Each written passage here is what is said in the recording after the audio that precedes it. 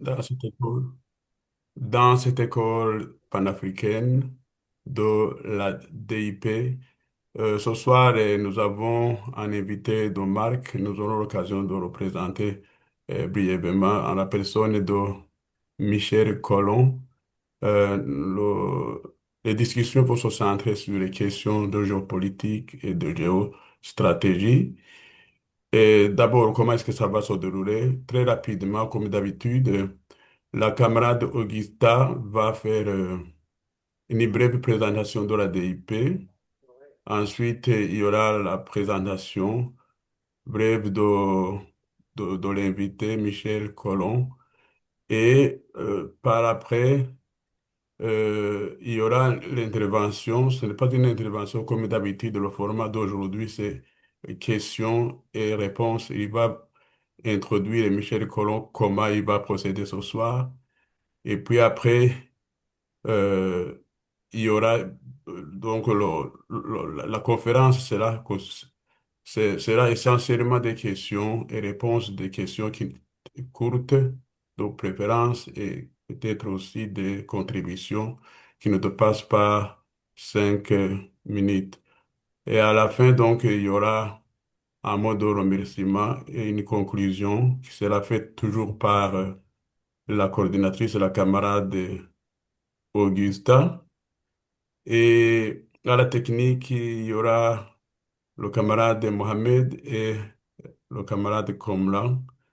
Le modérateur du jour, c'est le camarade Koulibaly, Adama Koulibaly, et la camarade José Marie, euh, elle sera minitrice. Donc, sans trop traîner, je pense que je cède la parole au modérateur, le camarade Adama Koulibaly. C'est lui qui va nous accorder la parole. Merci. En tout cas, bonsoir à tous. Bonsoir. Bonsoir à M. Colomb. Eh bien, je pense que avant toute chose, nous devons présenter nos excuses pour nos vives excuses, nos plates excuses pour ce contretemps. Et, et sans plus tarder, et pour ne pas faire perdre le temps à toutes les personnes et tous les camarades qui sont mobilisés depuis 19h30 pour certains, et pour notre invité du jour, eh bien, nous allons commencer. Et donc, peut-être, est-ce que Léonard, il y a le déroulé euh, de- par rapport à la présentation de Michel Colomb? Je pense que nous le connaissons tous, nous le suivons, beaucoup d'entre nous, en tout cas, c'est mon cas, nous le suivons assez régulièrement, même très régulièrement. Et donc, je pense que s'il y a besoin d'une présentation supplémentaire, on peut y aller. Sinon, je pense que nous allons laisser ce Colomb nous présenter sa méthodologie et puis que nous puissions commencer sans plus attendre. Vous en êtes d'accord? Je faisais la petite introduction de... Oui, oui, c'est Oui. la petite introduction, Bien oui. sûr. Oui, donc voilà, donc merci encore à Michel Collomb donc d'avoir accepté d'être notre conférencier de ce soir et encore toutes nos excuses, hein, comme vient de le dire notre camarade Adama. Euh, moi je suis donc Augusta Epagna, coordinatrice de la dynamique unitaire panafricaine. La dynamique unitaire panafricaine est une plateforme d'organisation qui réunit 27-28 organisations africaines et d'afro-descendants. Et notre objectif, c'est de contribuer à la souveraineté du continent et des territoires et départements encore colonisés, et de travailler à l'unité politique du continent. Donc, effectivement, on est parti du fait de la... nous sommes tous des militants et on avait l'habitude de se côtoyer dans des réunions, dans d'autres réunions, dans des manifestations diverses et variées. Et à un moment donné, on a eu la volonté, depuis, ça s'est fait à partir de 2019, on a eu la volonté de fédérer et d'unir nos forces. Il faudrait peut-être fermer le micro, Maki. Il y a, apparemment, on entend. Mohamed, tu es hôte, donc toi seul peux Il fermer faut le fermer le micro, hein. micro, oui. Parce que- Et donc, nous travaillons à essayer J'ai un effet de d'élargir mais pas mal. notre coordination, notre dynamique unitaire panafricaine à l'échelle de l'ensemble du continent. Et nous faisons évidemment beaucoup de sensibilisation politique, de travail de conscientisation, de formation. Et nous militons, bien sûr, nous travaillons aussi avec d'autres, bien évidemment, d'autres progressistes, d'autres militants révolutionnaires du monde. Et nous avons organisé notamment en octobre dernier une grande conférence anti-impérialiste au Sénégal avec d'autres organisations européennes, notamment d'Amérique latine, d'Asie. Et nous étions très, très, très fiers et très contents d'avoir pu réaliser cette conférence sur le sol africain.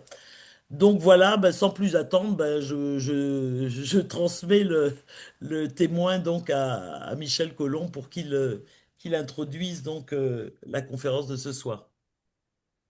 Écoutez, je serai très, très bref, parce que moi j'aime bien la formule question-réponse. Euh, Ça veut dire que c'est vous qui allez travailler déjà à poser des questions et surtout ça permet d'être en phase avec les questions que vous vous posez vraiment plutôt que de faire un exposé et qu'à la fin on dit oui mais ça on le savait déjà. Donc je pense que en très bref, on vit une époque formidable pour reprendre le titre d'un film comique français d'il y a un certain temps, mais c'était ironique. Mais c'est une époque fascinante parce que je crois que le monde est en train de basculer, ça tout le monde le sent. Les rapports de force entre les grands blocs changent et très vite.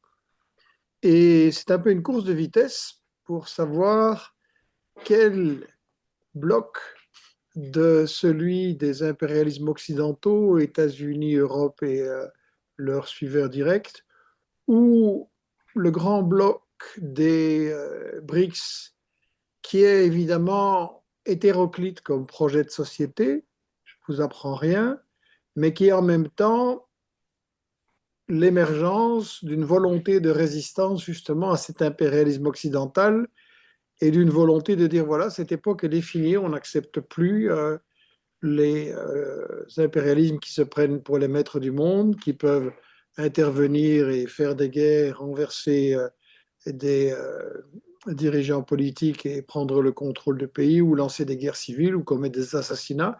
On n'accepte plus ça, c'est fini maintenant.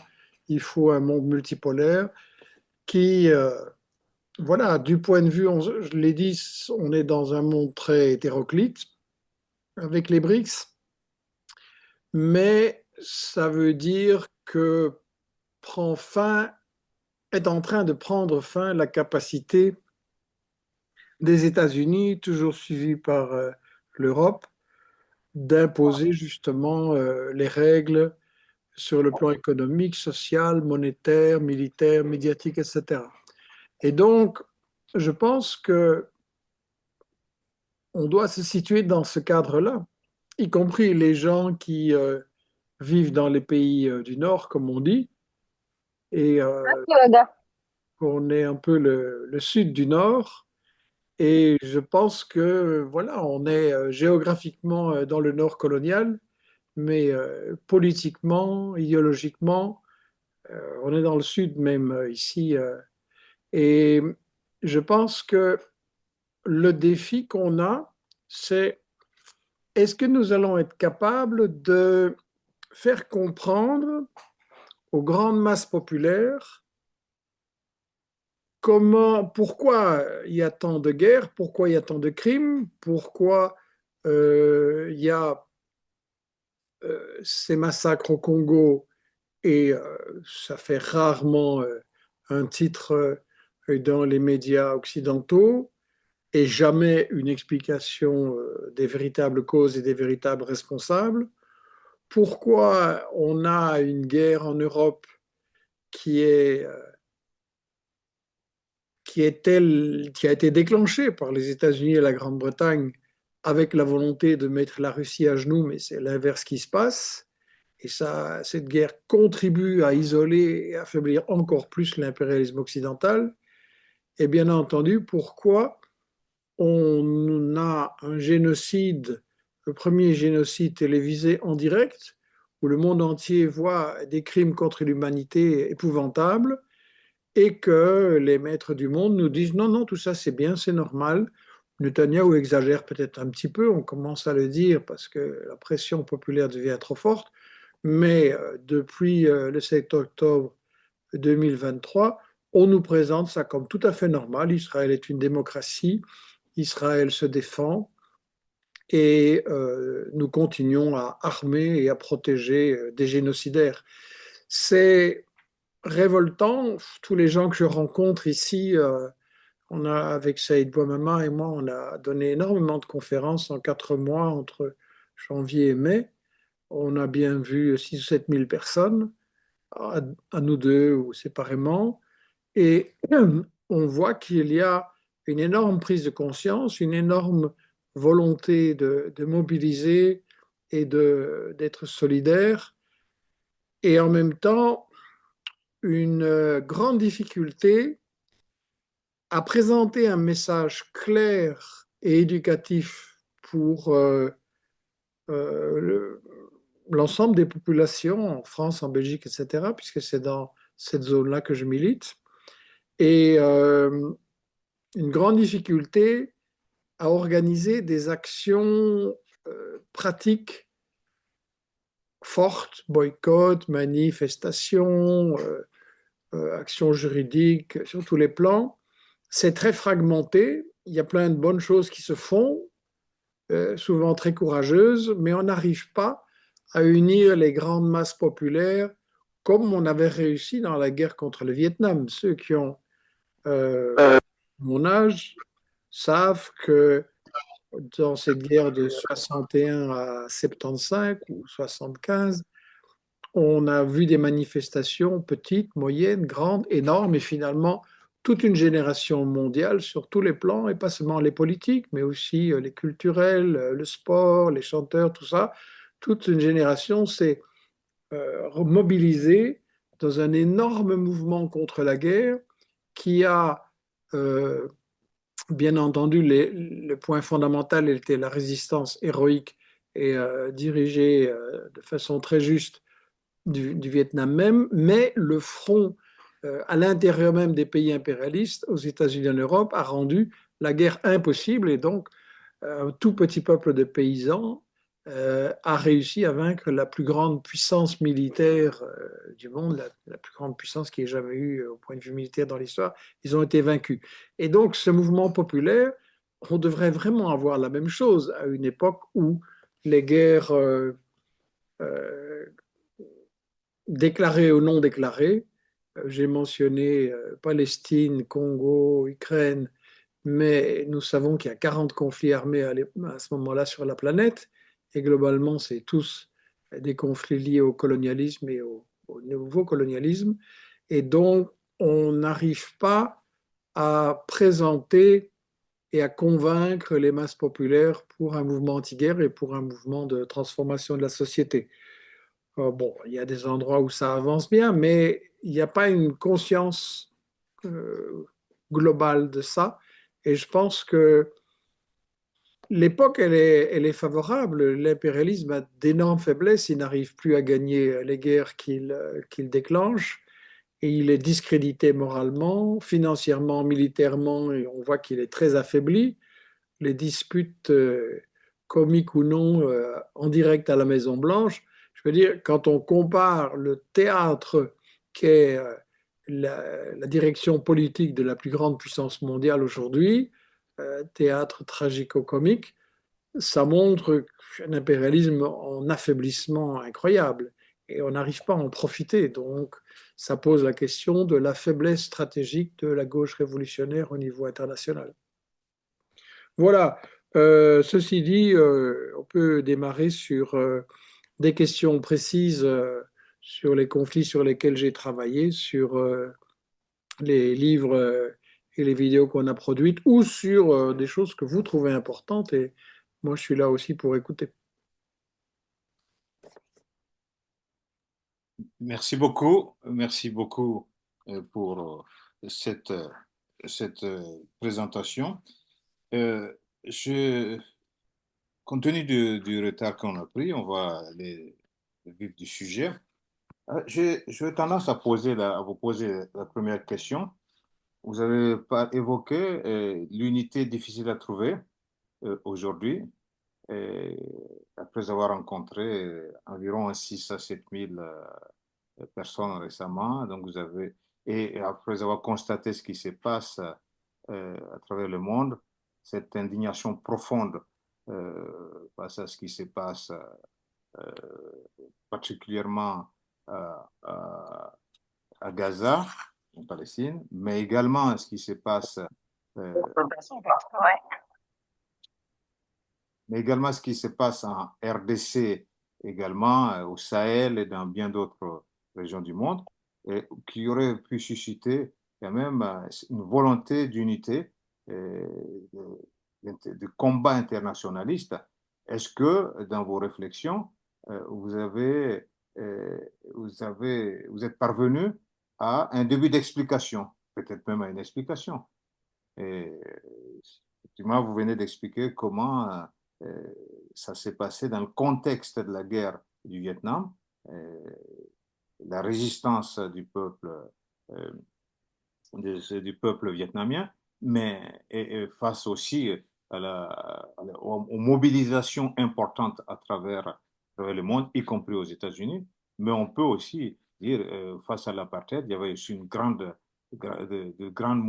mobilisation internationale, et puis bon, la résistance de l'ANC et de ses alliés, et ça avait abouti. Est-ce que le contexte mondial aujourd'hui, face à une crise profonde d'un système inique, qui est affaibli, euh, est-ce qu'il y a des explications, d'après vous?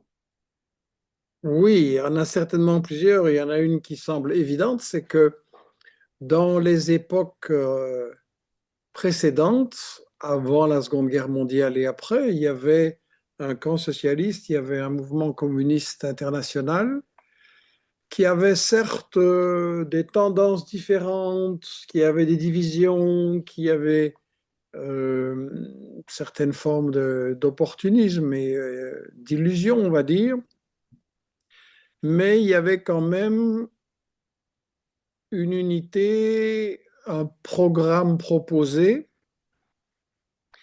et l'alliance de l'Union soviétique et de la Chine, quoi qu'on ait pu penser de l'un ou l'autre de ces régimes et de la ligne politique et de la façon de résoudre les problèmes ou de la manière de concevoir les rapports entre les forces révolutionnaires des différents pays, quoi qu'on en pense, il y avait un contrepoids très fort à l'impérialisme occidental, États-Unis, Grande-Bretagne, France, etc.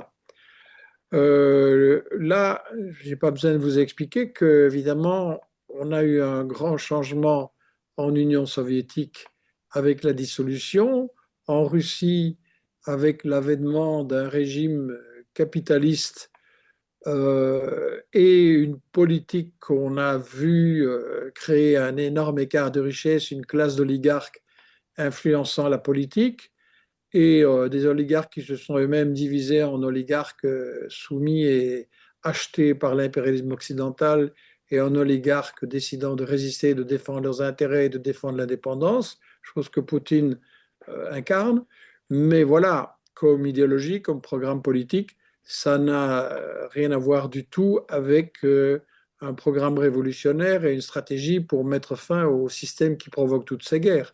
Ce que Poutine fait, c'est se défendre contre une guerre déclenchée par les États-Unis, c'est se défendre contre euh, cette opération de pillage des ressources de la Russie. Brzezinski l'avait déjà annoncé dans son livre Le Grand Échiquier en 97. Euh, voilà, que les États-Unis étaient très intéressés de contrôler tout ça et voilà. Et donc, ce que Poutine fait, c'est se défendre par rapport à ça. Mais il n'y a pas de programme, il n'y a pas de stratégie. Alors, on a une alliance avec certains pays africains qui se sont tournés vers une ligue anti-impérialiste. Mais bon, on voit bien que c'est une alliance intéressée. Il n'y a pas c'est pas la même chose qu'un programme qui proposerait au peuple du monde, voici un programme pour mettre fin à ce système d'exploitation, de colonisation et de pillage. Et donc, le problème, il est là. Euh, et donc, si je parle de ce que je connais un peu en Europe, on a eu une grande partie des partis communistes qui ont abandonné complètement l'idée d'une position de principe anticoloniale, anti-impérialiste, anti-guerre coloniale. Quand je vois les positions du Parti communiste français, par exemple, on répète la version médiatique sur l'Ukraine, on répète une grande partie de la version médiatique sur Gaza, à savoir que la résistance, les milices de résistance qui ont lancé l'opération du 7 octobre comme action de résistance armée à une violence armée coloniale, eux sont accusés d'être terroristes, d'avoir commis des massacres, d'être plus ou moins responsables de toutes les horreurs qu'ils ont maintenant. Et cette position, ce coup de poignard dans le dos, qu'on retrouve aussi chez les trotskistes qui sont très influents en France, beaucoup plus que leur score électoral, mais en réalité, ils sont dans la commission internationale du PCF, ils contrôlent beaucoup des positions de la CGT. On les retrouve dans un groupe qui m'accuse de complotisme et d'antisémitisme, qui sont donc l'Union des Juifs français pour la paix, l'UJFP. Et tous ces gens-là sont dans un récit nini, c'est-à-dire ils disent que le sionisme ou l'impérialisme occidental, c'est pas bien, mais ils disent que les forces de résistance, c'est pas bien non plus, et qu'on peut soutenir personne. Et donc, c'est ce que j'appelle la gauche pro-guerre. Avec Saïd Bouamama, on a écrit un livre qui s'appelle La gauche et la guerre, analyse d'une capitulation idéologique. Et justement, on a abordé en 18-19, on a abordé cette question, comment ça se fait que cette gauche qui, dans le temps, était d'office anti-guerre, anticoloniale, la France, la Belgique, la Grande-Bretagne, les États-Unis menaient une guerre qu'elle n'est pas, il y avait un réflexe, on est contre, on sait que ce sont des colonialistes, on sait que c'est une mauvaise guerre, et on ne met pas en avant les critiques qu'on peut faire, à tort ou à raison, à tel ou tel dirigeant de ces pays agressés ou à telle force de résistance. Non, on met en avant, on n'accepte jamais l'agression coloniale. Et maintenant, on a une gauche pro-guerre qui a soutenu la guerre en Libye, qui a soutenu la guerre en Syrie, qui se réjouit qu'on ait remplacé Bachar el-Assad, qui certainement avait des défauts, par Al-Qaïda. Et donc, on a une gauche pro-guerre qui a lutté en fait pendant des années pour le résultat que maintenant Al-Qaïda est au pouvoir en Syrie, qu'en réalité Israël et la Turquie sont au pouvoir et vont dépecer le pays, que bien entendu ça porte un coup à la résistance du Hamas et du Hezbollah et ça affaiblit, je pense temporairement, mais quand même la résistance. Donc vous voyez, on a une gauche pro-guerre en Europe occidentale.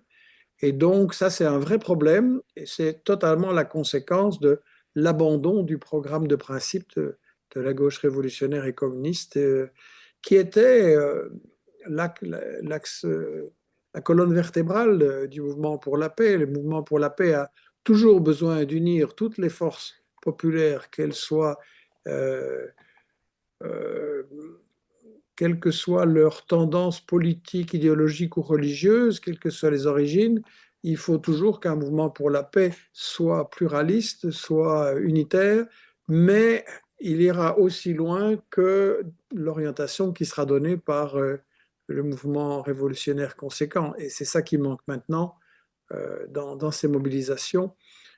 Sur l'Ukraine, la gauche européenne a été lamentable, reprenant tout le récit occidental, n'étant pas capable de faire une analyse. Je veux dire, on a eu le pape François qui faisait une meilleure analyse que la majorité des forces de gauche en France et en Europe. Le pape François a dit la réaction de Poutine, c'est pas bien, mais je m'interroge, Et je pense que la réaction de Poutine, elle est due aux aboiements de l'OTAN aux portes de Moscou. Donc il avait mis le doigt exactement sur le problème, que c'était une guerre provoquée par les États-Unis pour affaiblir la Russie et que la Russie se défendait en disant qu'elle ne se défendait pas très bien et qu'il aurait pu faire ça d'une autre manière. Mais allez, le pape François euh, dit 10 étages au-dessus de la gauche européenne, c'est quand même quelque chose d'hallucinant. Merci beaucoup. Merci, monsieur. Bon, je vais prendre le relais parce que je pense qu'il y a il y a des séries de questions, hein, s'il y a des personnes qui souhaitent, puisque je pense qu'on ouvre la partie questions-réponses, Adama, ou bien. Oui, oui, bien sûr. De toutes les façons, c'est comme ça. C'est-à-dire que, tel qu'il a expliqué, M. Colin, je posais la première question, Mhm. et donc maintenant, c'est les questions-réponses. De toute façon, c'est comme ça. Mm. Et c'est la procédure. Ouais, Et donc maintenant, s'il y en a qui ont des questions, ils posent les questions maintenant. ok. Alors donc, effectivement, je vais demander à ceux qui ont des questions de lever la main, en rappelant que pour ceux qui ont des questions, c'est 3 minutes, la question, et la contribution, 5 minutes. Donc comme ça, ensuite, je vais distribuer la parole. Et vu que je l'ai, je demanderai juste, au vu de ce que vient nous dire Monsieur Collomb, est-ce qu'on ne peut pas partir du principe qu'il y a une forme de capitulation de toutes ces forces qui autrefois luttaient, combattaient pour une forme un peu d'égalité, et aujourd'hui on se retrouve un peu orphelin, on va dire ça comme ça, hein, puisque ben, tout ce qui est de gauche ou même d'extrême gauche ont tendance un peu à baisser, hein, à baisser un peu les bras et donc un peu à capituler.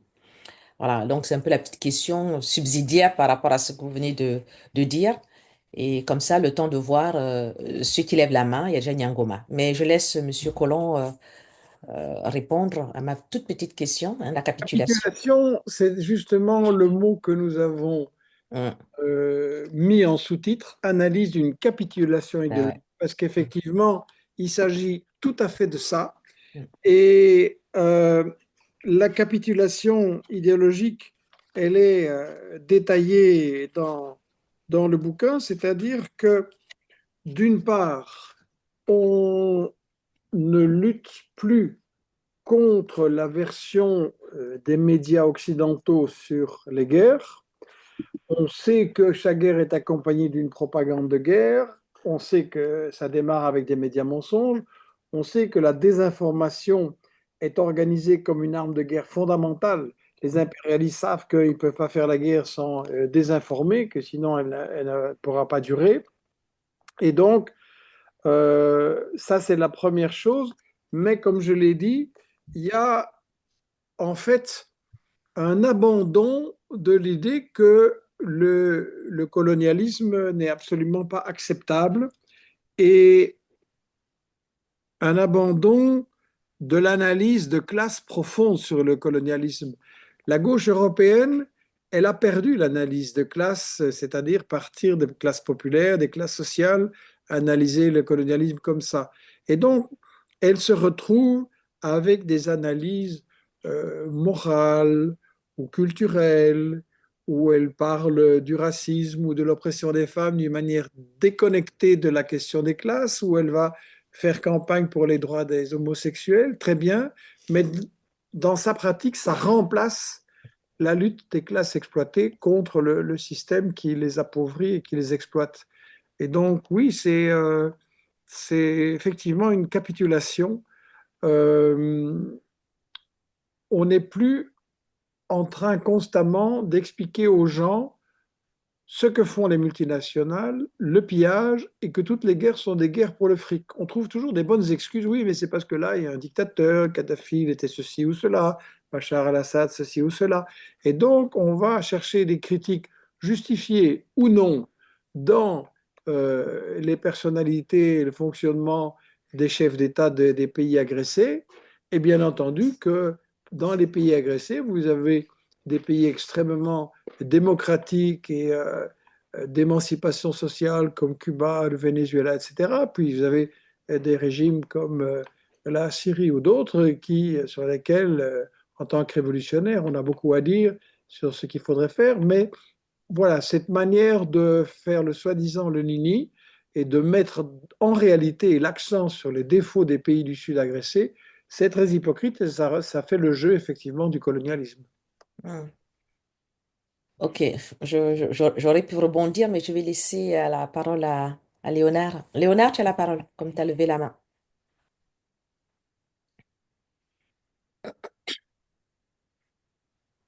Ton micro, Léonard, ton micro, s'il te plaît. Ton micro est fermé, Léonard. Ouais.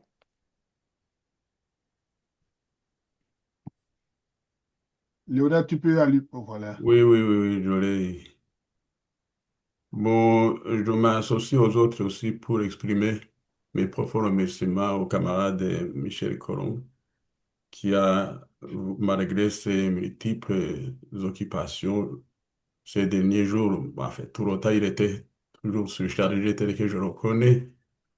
Il a accepté malgré tout de venir passer une soirée avec nous, de discuter sur des questions très importantes sur la marche du monde aujourd'hui. Euh, pour commencer, je voudrais peut-être aussi donner une partie de réponse à des questionnements, des questions que Michel Conon même s'est posées.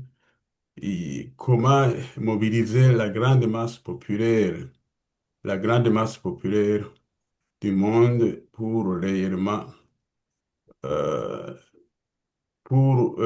comment dirais-je, combattre les puissances impérialistes qui sèment la guerre, la pagaille partout dans le monde. Euh, il a déjà donné des explications suffisantes. Et je crois que avec l'affaiblissement des partis de gauche, il n'y a plus de formation vraiment systématique d'éducation populaire pour éveiller les consciences des masses populaires. Je sais que nous-mêmes, au niveau de la DIP, nous avons commencé assez timidement à former nos militants, mais on voit que même éveiller la conscience panafricaine pour que l'Afrique puisse peser avec toutes ses forces, c'est un peu difficile parce que l'impérialisme, il a balisé un peu partout. Il a mis au pouvoir dans plusieurs pays africains des vassaux qui travaillent pour lui et qui écrasent toute velléité progressiste. Mais de toute façon, la formation, on n'entend plus parler de la lutte des classes. Même si ça revient petit à petit actuellement. Cela étant, j'ai quelques questions. Euh, bon, en quoi les puissances capitalistes ont profité du chaos qu'ils ont créé en Afghanistan, en Irak, en Syrie, au Sahel, en Libye, et je dirais au Soudan, je dirais même en RDC. Comment profitent-ils du chaos? D'ailleurs, sur ce, vous avez écrit dans une longue interview que Mohamed vous a accordé, t'a accordé un très bon livre. Je crois que certains l'ont déjà lu. C'est celui-ci, La stratégie du chaos. Et la deuxième petite question, est-ce que avoir l'évolution du monde en cours actuellement, vous avez parlé du basculement du monde multipolaire, unipolaire vers un monde multipolaire, comme on dit. Et est-ce que pendant ce basculement, il ne pourrait pas y avoir surgir une troisième guerre mondiale, parce que le capitalisme, maintenant, est-ce qu'on peut dire qu'il est au bout du souffle? Est-ce que ce monde multipolaire, réellement, c'est là plus où il sera à mesure de, comment dirais-je, de relancer le moteur des consciences, le moteur des organisations de la gauche. Ce sont les quelques interrogations que je me pose et merci. Oui, effectivement, on avait publié en 2011 ce livre La stratégie du chaos, où Mohamed Hassan, qui est un peu l'expert stratégique maison d'investigation, analysait la stratégie des colonialistes impérialistes et son évolution. Dans le temps, la stratégie était simple. C'était l'occupation coloniale. On installait l'armée, on installait une administration coloniale et on organisait ainsi, par l'occupation, le pillage, l'exploitation, le contrôle et la destruction des résistances. Ça, après la Deuxième Guerre mondiale, la Grande-Bretagne et la France, qui étaient les meneurs de cette méthode coloniale, ont été fort affaiblis, n'avaient plus les moyens, et l'impérialisme s'est rendu compte que voilà, l'occupation directe, c'était plus possible, et donc on a, comme vous le savez, accordé des indépendances, en tout cas formelles. Certains pays ont conquis une vraie indépendance, et bien entendu, ils ont été directement attaqués. D'autres, c'était une indépendance tout à fait formelle. Et les pays qui résistaient, on a vu effectivement cette stratégie des impérialistes qui consistait à diviser pour régner. Ça a toujours été la stratégie des colonialistes, mais ici, ça consistait à susciter des guerres locales ou des guerres civiles à l'intérieur du pays entre des forces qui auraient dû s'unir contre l'impérialisme et qui se tournaient les unes contre les autres. Et donc, on a montré ça en 2011 et on a le fil conducteur de ce bouquin était ce qu'on Ahmed nous a présenté comme un proverbe africain. Je ne sais pas si c'est vrai, si il est connu, mais en tout cas, l'idée c'était ce que tu ne peux contrôler, détruis-le. C'est-à-dire, si on ne pouvait plus contrôler un pays, comme le Soudan et quelques autres, il fallait alors le rendre inutilisable pour les concurrents. Ça a toujours bien été expliqué que les puissances impérialistes, elles veulent contrôler les pays d'Afrique, d'Asie, d'Amérique latine qui ont des grandes ressources, d'une part pour les profits directs qu'elles font et d'autre part pour empêcher les rivaux, les autres grandes puissances, capitalistes ou socialistes, de profiter de ces ressources. Donc voilà, la stratégie du chaos, c'était déjà dans les années 80, 90, 2000, le signal d'un affaiblissement et d'un changement de méthode. Et c'était très dangereux parce que les gens qui n'ont pas la formation politique pensent que le chaos, il est né des forces locales, que tout ça, c'est des sauvages, que ces gens n'arrivent pas à s'entendre, qu'ils n'ont pas la bonne gouvernance, entre guillemets, qui ne sont pas modernes comme l'Occident et des choses pareilles. Et donc, on voit le chaos comme la faute des peuples qui en sont victimes, au lieu de voir que c'est la nouvelle stratégie du colonialisme. Donc, ça continue à être beaucoup utilisé et on doit être capable de l'expliquer, justement. La deuxième idée de la question était, est-ce qu'on risque une troisième guerre mondiale? Je pense que quelque part on y est déjà, pas dans toute son amplitude, mais on y est déjà parce que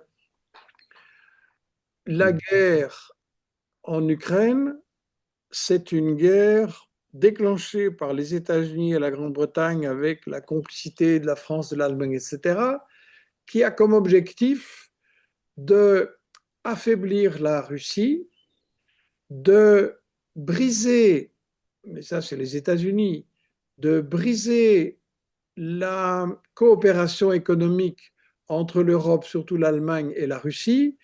L'Allemagne et l'Europe avaient un gaz bon marché, ce qui est indispensable pour être une puissance économique compétitive, concurrentielle. Et les firmes, surtout allemandes, pouvaient exporter leurs marchandises en Russie et bien entendu aussi en Chine.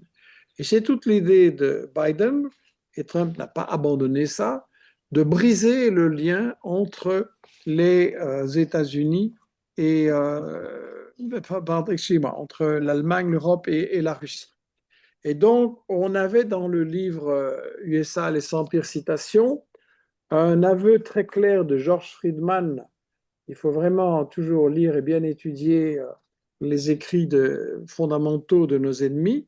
Et George Friedman disait, voilà, nous avons, oui, c'est cette citation-là, hein, tenons en laisse l'Allemagne et l'Europe, et il disait, voilà, nous devons affaiblir l'Allemagne, nous devons l'empêcher d'exporter ses produits en Russie, nous devons briser cet axe Allemagne-Russie qui nous mettrait hors d'Europe et affaiblirait énormément les États-Unis.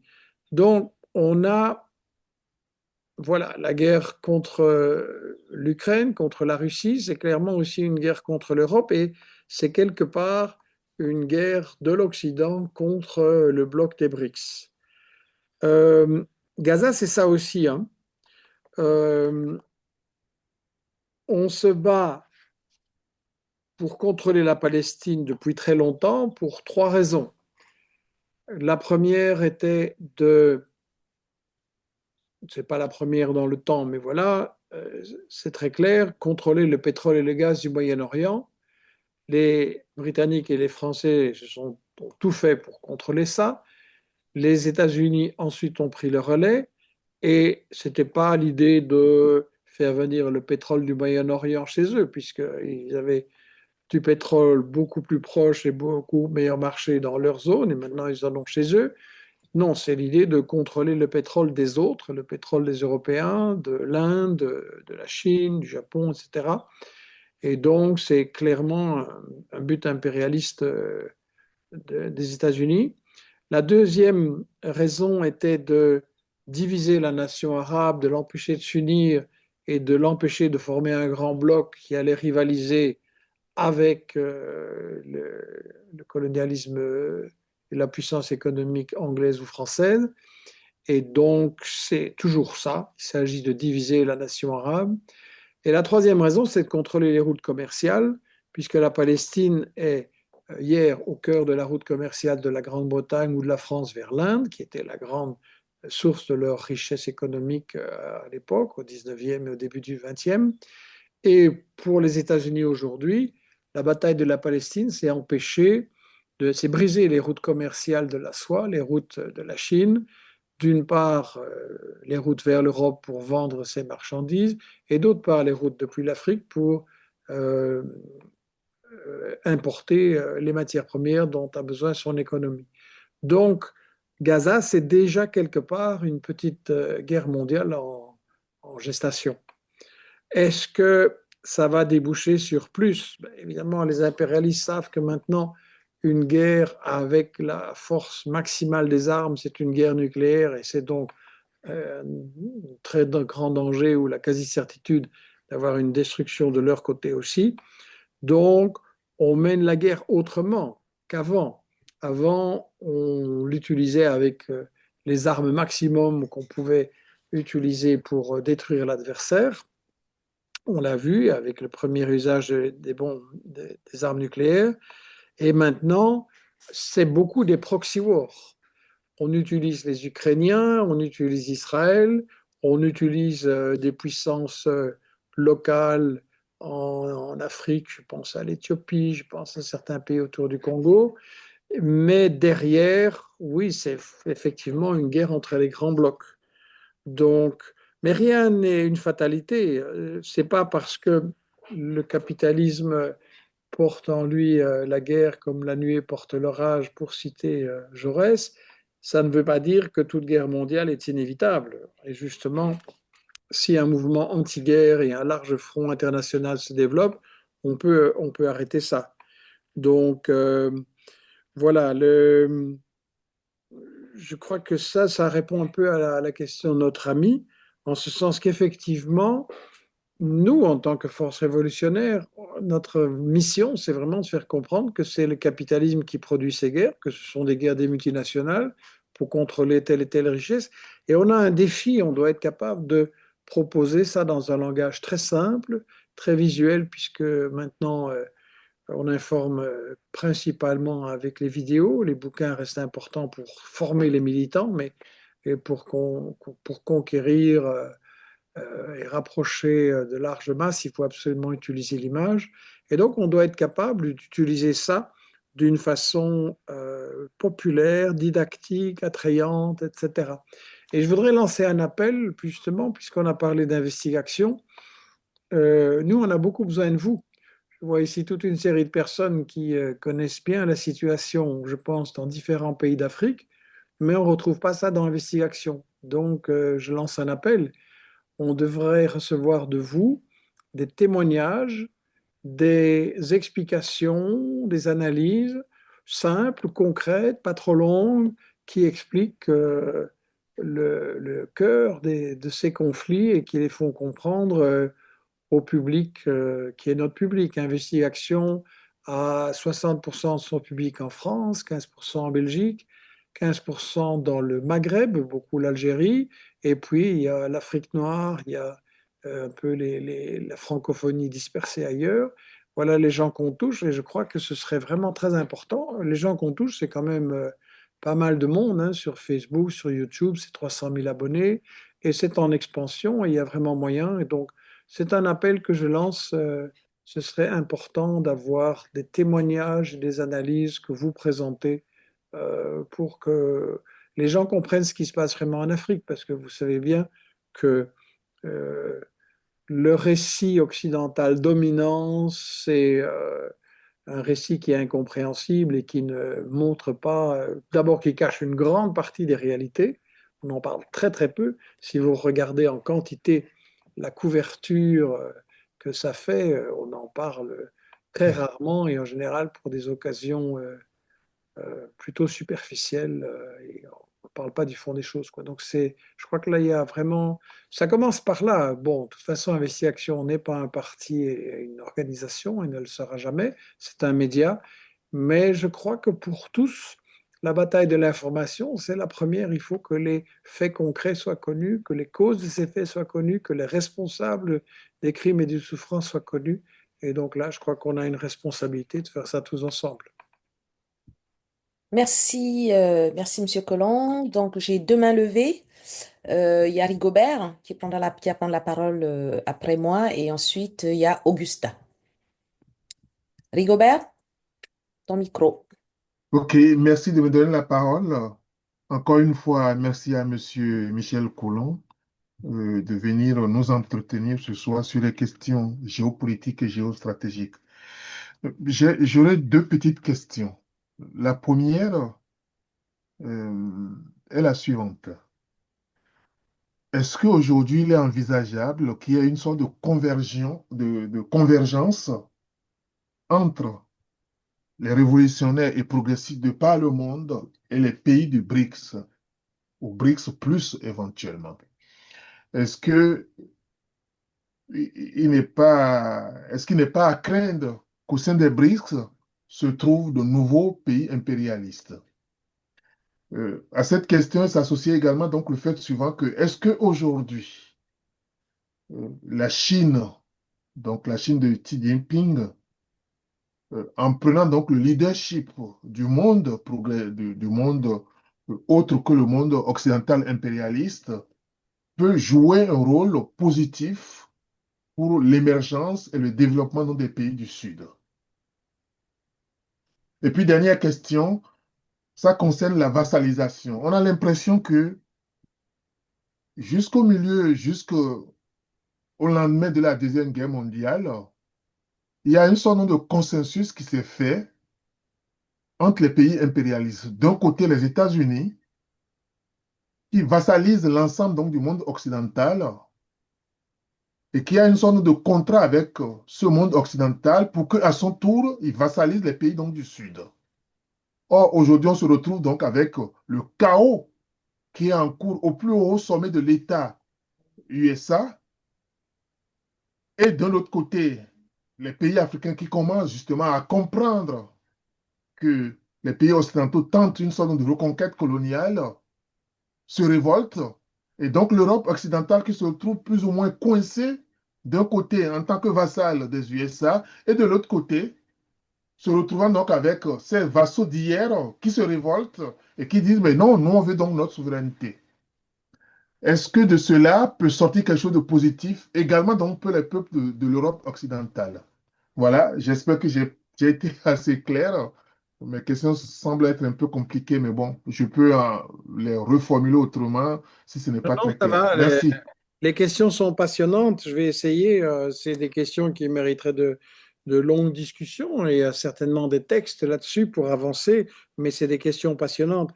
Sur la première, les BRICS, effectivement, ils sont composés, on va dire, de briques et de brocs, hein. On a Déjà au niveau du noyau central, on a la Chine, un pays toujours dirigé par un parti communiste avec un secteur d'État économique très important, avec certains principes hérités de la morale socialiste, et d'autre part la Russie des oligarques autour de Poutine, avec une idéologie qui n'est pas franchement marxiste-léniniste. Donc c'est dès le départ un mariage de raison, mais mariage positif parce que c'est un contrepoids aux États-Unis. Et bien sûr, c'est un peu inquiétant de voir que les 5 pays initiateurs, qui est-ce qu'ils ont fait rentrer dans le club? Ils sont 11, je crois, maintenant. On a fait rentrer l'Arabie saoudite, les Émirats arabes unis, l'Éthiopie, qui sont de véritables bandits au point de vue idéologique, moral, et qui jouent souvent un rôle très négatif dans les régions et qui jusqu'à présent ont joué le rôle un peu de flic régional au service des États-Unis. Donc c'est très paradoxal de les voir se retrouver dans une alliance anti-États-Unis. Je crois qu'il y a une certaine habileté stratégique de la Chine de se dire il vaut mieux les avoir avec nous qu'avec les autres, donc on les prend. Je pense qu'ils n'ont pas énormément d'illusions sur quel régime c'est. Et voilà, ça c'est évidemment un peu qui tout double. Est-ce que l'intégration de pays comme l'Arabie saoudite dans les BRICS va finalement faire exploser les BRICS et les conduire à l'incapacité, ou est-ce qu'au contraire, c'est un coup tactique porté à la domination des États-Unis? On, a, on voit un phénomène intéressant.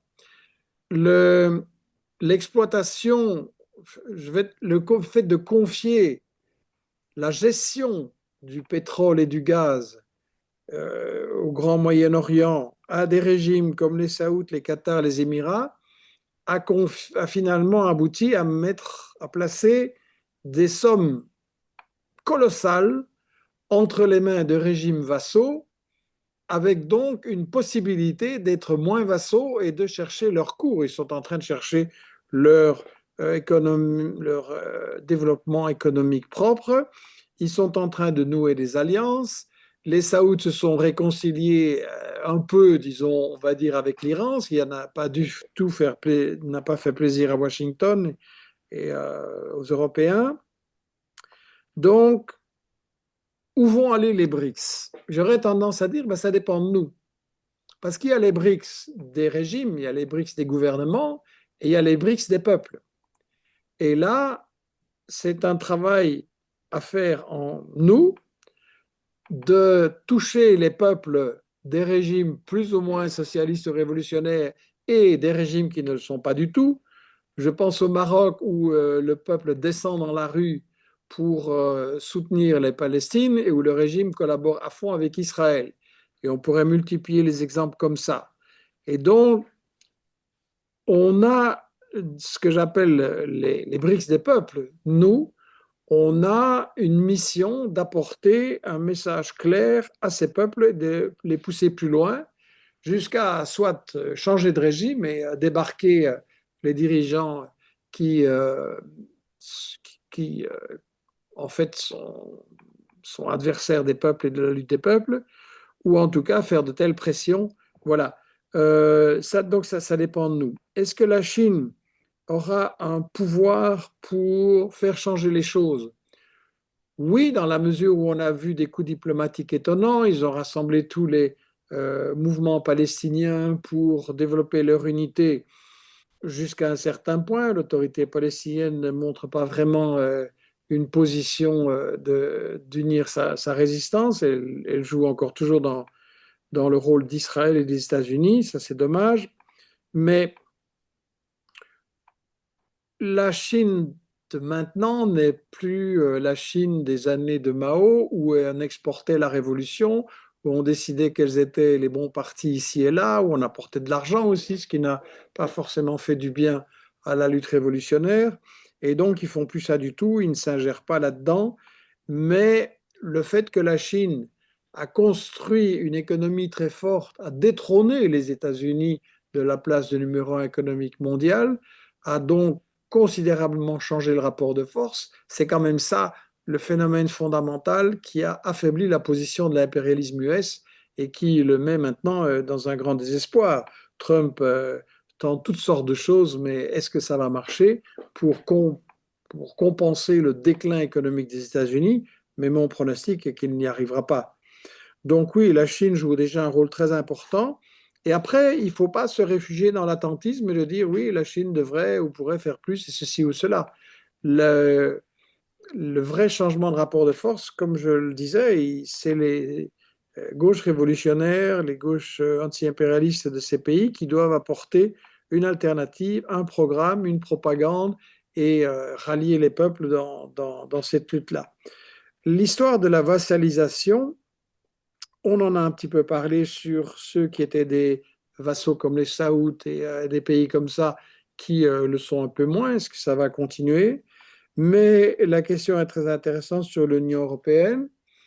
On a vu dans le cas de la guerre en Ukraine, l'Union européenne commettre un véritable suicide. C'est quoi son intérêt économique? C'est d'avoir du gaz bon marché. On lui sabote son gazoduc et elle dit merci. Et elle ne dépose pas plainte et elle continue ses relations gentilles avec les États-Unis qui ont saboté le gazoduc. Tout le monde le sait, même Biden l'a dit. On voit les États-Unis qui essayent d'empêcher les firmes allemandes de vendre leurs automobiles, leurs chimies, leurs produits en Russie et en Chine. Et on voit que le gouvernement de Scholz et des Verts a dit merci aux États-Unis. On voit les États-Unis exiger des pays européens d'acheter énormément d'armements pour sauver ce qui est devenu le secteur de pointe aux États-Unis, c'est-à-dire le complexe militaro-industriel, les ventes d'armes, et les Européens obéissent le doigt sur la couture. Oui, on va enlever de l'argent de notre sécurité sociale, on va enlever de l'argent de nos infrastructures et on va l'offrir en cadeau à Lockheed Martin, Bouygues, Raytheon et des firmes des États-Unis. Donc, il y a une véritable colonisation de l'Europe qui se déroule. On a malheureusement, que ce soit à droite, au centre ou dans la gauche molle traditionnelle, on a très très peu de forces qui s'opposent à ça. On a un alignement d'une docilité dégoûtante envers les États-Unis. Et là, bon, les révolutionnaires européens ont un grand travail à faire pour dire aux Européens, il est temps de défendre les intérêts économiques et sociaux des Européens, il est temps de cesser d'être vassalisés comme ça. Mais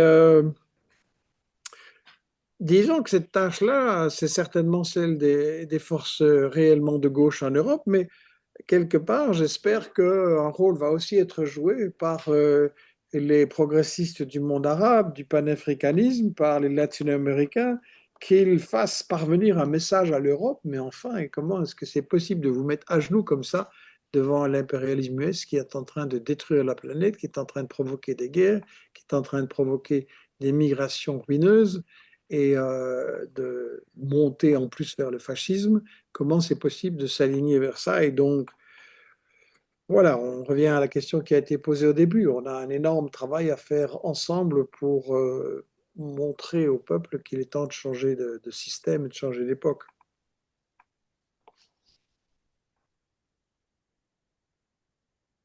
Merci, Merci. merci Monsieur Colomb. Rigobert, ça te va? Oui, Si ça va, non, oui. c'est parfait. Augusta? Oui, merci, merci Marie-Josée. Oui, alors moi, j'ai plusieurs questions. Alors la première, c'est déjà indiquer que dans de nombreux pays du continent africain, il y a des forces progressistes, des forces révolutionnaires, mais que le niveau de répression et de volonté d'éradiquer ces forces-là est extrêmement important de la part de ces régimes, de la plupart de ces régimes qui sont des régimes néocoloniaux complètement inféodés à l'impérialisme. Et évidemment que ça complexifie et ça rend notre tâche particulièrement difficile pour justement mobiliser, faire notre travail politique. Ce travail est d'autant plus difficile à mener que non seulement nous subissons cette répression féroce, Mais en plus, il y a une volonté d'ostraciser l'ensemble des luttes qui se mènent sur le continent, etc. Donc, très peu de visibilité est donnée à ces luttes, au fait qu'en Afrique aussi, on se bat, on lutte, on essaie de s'organiser, on essaie de faire bouger les lignes, etc. Donc, ça rend, ça nous isole en quelque sorte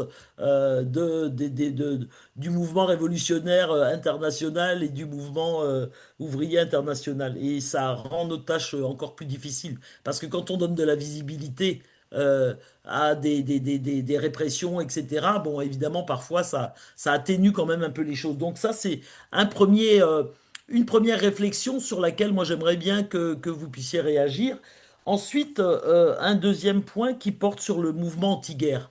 Alors, face à la capitulation d'une certaine gauche, euh, pourquoi ceux qui ne capitulent pas euh, aujourd'hui, face à à toutes l'agressivité de l'impérialisme qui se perpétue et effectivement qui n'hésite plus, qui n'hésite pas aux quatre coins de la planète à faire la guerre, et particulièrement sur le continent africain, parce que l'essentiel quand même des conflits se trouve concentré sur le continent africain.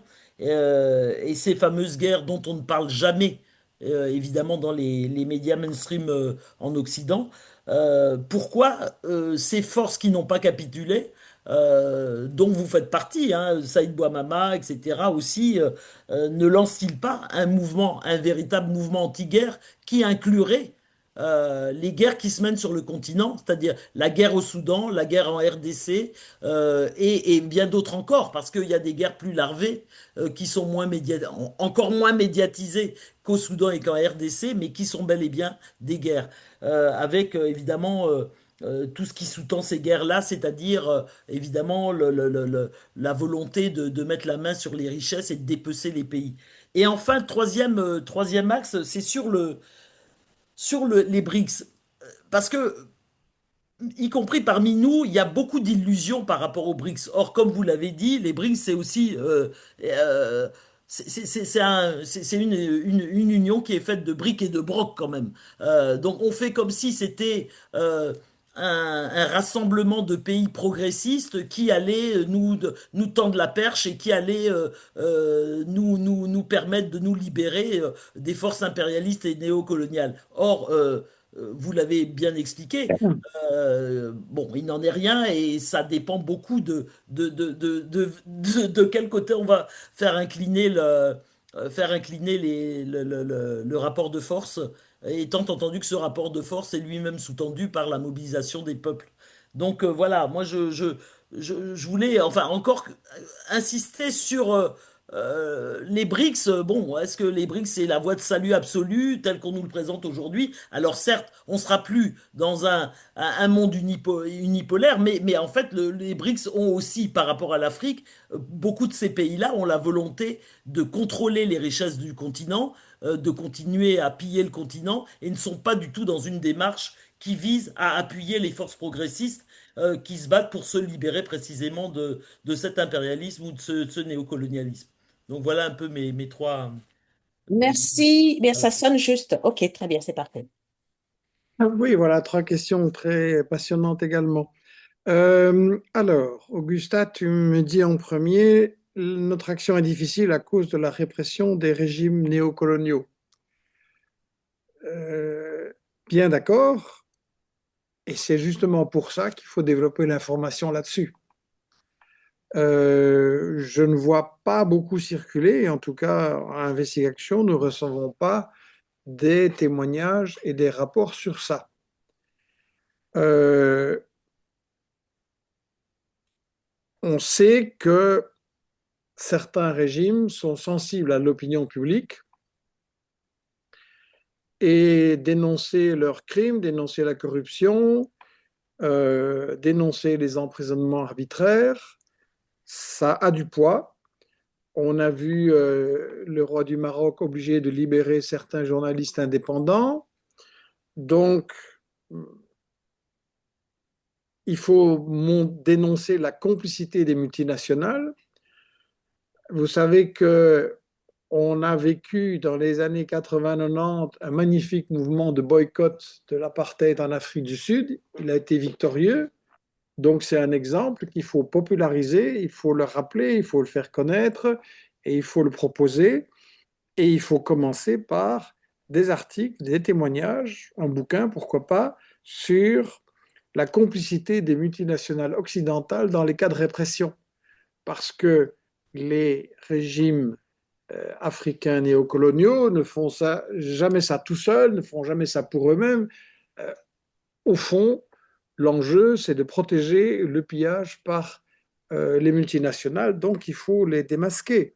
Des firmes comme Nestlé, Nescafé, Lipton, les grandes firmes de l'industrie alimentaire, de l'industrie extractive, les diamants, il y a des intérêts occidentaux derrière qui sont connus, que vous connaissez, donc il faut les exposer dans des livres noirs, des j'accuse, des vidéos, etc.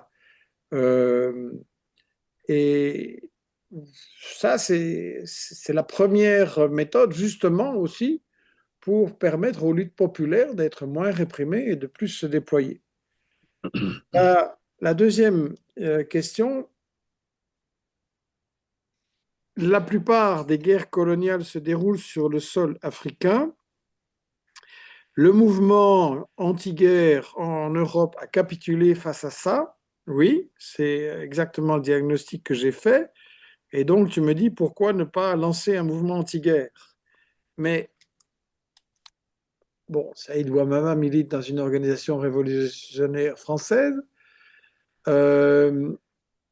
Investigation, comme je l'ai dit, c'est un média. C'est pas un parti, c'est pas une organisation, et c'est un média avec des moyens très, très limités. Certains d'entre vous le savent, on a vécu, on n'est pas encore sorti d'une crise financière très grave qui, suite à la censure des médias et suite aux pressions des lobbies pro-guerre et des lobbies sionistes, nous a mis en grande difficulté. On a dû licencier une partie des jeunes journalistes et chercheurs qui travaillaient avec moi, donc on est affaibli. On va lancer une campagne financière pour nous développer. Donc, ceux qui le peuvent, j'aimerais qu'on lance un appel à ce que beaucoup de gens s'inscrivent comme donateurs à 5, 10, 20 euros par mois. C'est de ça que nous vivons, de la vente des livres, mais surtout des donations. Et donc, pour surmonter cette crise financière et pour faire notre travail, on en a besoin. Ça, c'est le rôle qu'on va jouer. Après, lancer un mouvement anti-guerre, ce n'est pas un média de le faire. C'était aux organisations révolutionnaires. Il y a quand même des organisations anti-impérialistes et révolutionnaires en Europe. Il y en a chez vous.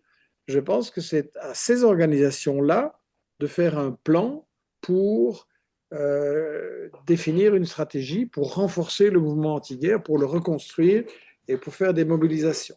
Et je crois qu'il faudra réfléchir à lancer les bonnes actions, c'est-à-dire pas trop haut, pas trop bas, des actions comme des boycotts ou comme des actions spectaculaires, des actions de solidarité aussi avec les forces réprimées, avec les forces exploitées, pour justement démasquer ce colonialisme qui continue toujours. En fait, hein, on est dans un colonialisme déguisé, bien camouflé, et donc si voilà, je pense que c'est pas aux médias de le faire, ils doivent jouer un rôle et on essaye de le faire. Et je vous ai appelé à nous soutenir pour qu'on puisse mieux remplir notre rôle, mais c'est essentiellement aux mouvements politiques et sociaux de recréer un mouvement anti-guerre, je pense.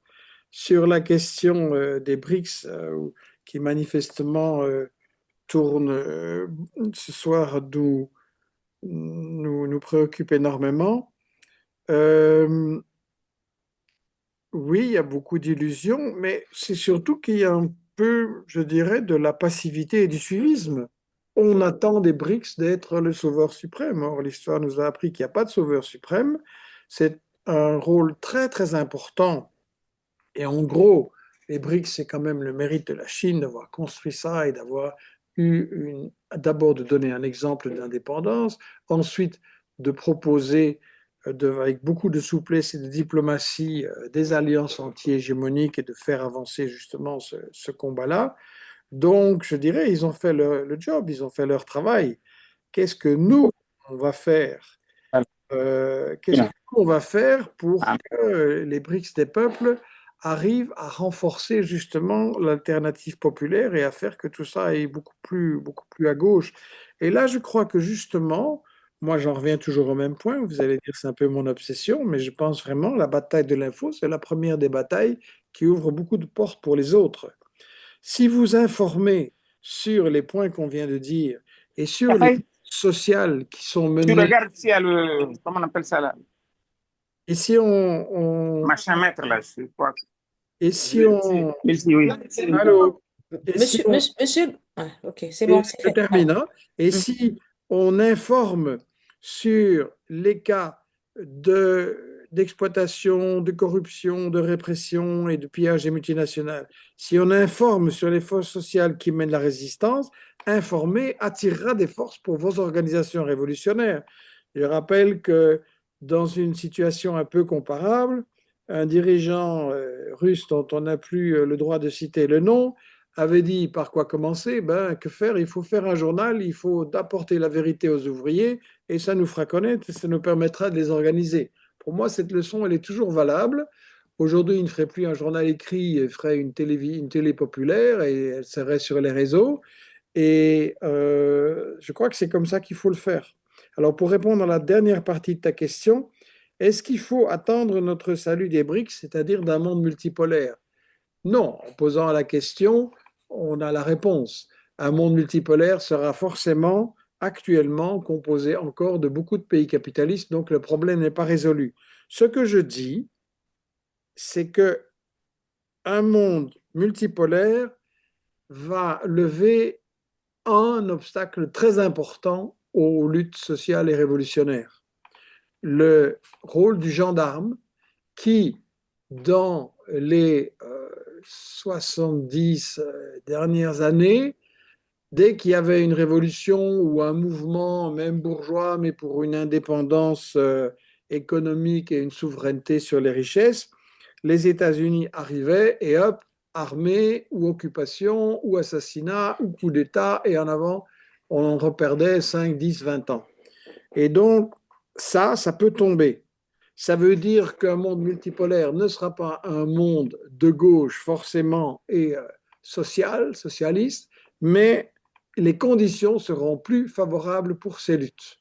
C'est ça que je dis. Si le bâton du gendarme impérialiste n'est plus là, les conditions seront plus favorables pour ces luttes et pour une avancée. Voilà, je pense, la vraie dimension. Et donc, je rappelle encore une fois, on n'attend pas trop des BRICS, on se réjouit de ce qu'ils font et on se pose surtout la question, qu'est-ce que nous, on fait pour que les choses en avancent au niveau des peuples? Merci, Monsieur Colomb. Alors, je regarde s'il y a encore des mains levées. Rapidement. Ok, ok. Je n'en vois pas. Alors, moi, je voudrais apporter un peu, en fait, une contribution et à mon sens aussi, à mon avis, question, parce que je pense que vous allez rebondir et nous donner quelques explications. Et je voudrais revenir sur la capitulation dont on a parlé au début.